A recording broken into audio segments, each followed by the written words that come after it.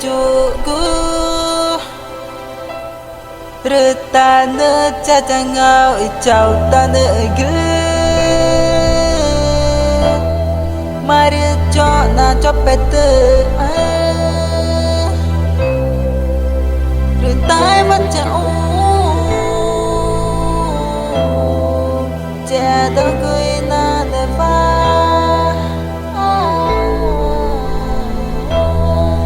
Retai macam Jada kui na neva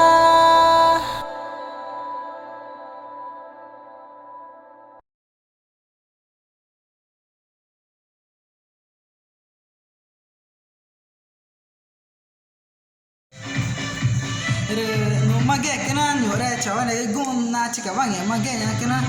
no tange mage nya no neva no ene kampa le grivanya kena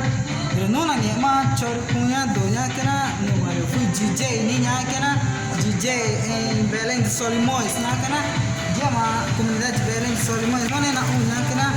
no mare no na participa nya chor música na ne ma chor acompanha nya kena na vai na parte DJ nya kena Ni tadi dia nya kena re cuma no ada mana nya cika nya kena no nya kena no maga nya re jauh nak apa terima aja re nya kena re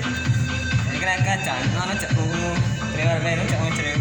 cak kaya no cak kena re mo pas kena re no cak mo kata cak nya mak kan di grau sang cak ke ta la cak ungu nya lai ta la ta cuy ka nya ta tao ta ta ta ni nya kena re mai đi là mẹ nó chửi người là đi cái té chửi a cô nó nhẹ cô chửi mẹ cái sự luôn cho nó nhẹ luôn cho nhẹ đi chửi a cái cháu ấy cả nhá cái đều chỉ nhá cái chửi nghe chửi nói cái đều chỉ Comunidade rồi nghe đi nhá cái nó mà tại những cái nhá cái này rồi comunidade BELEM de SOLIMOES mà lại cái này nhá cái nó rồi té rồi nã cái rồi Maravi meji nya kena na mare na participa tore ne magere tama vui gona ne manya kena yore chawa ne gijaba ne mage re no ata ne mage atros e casa do senhor vanya kena re ne mare ne companhia nya kena na pai ne mage mah kerja kena mau ke nomor DJ ini ya kena mau ke cuma ya ke cuma Jackson ya kena mau ke cie Mau gitu.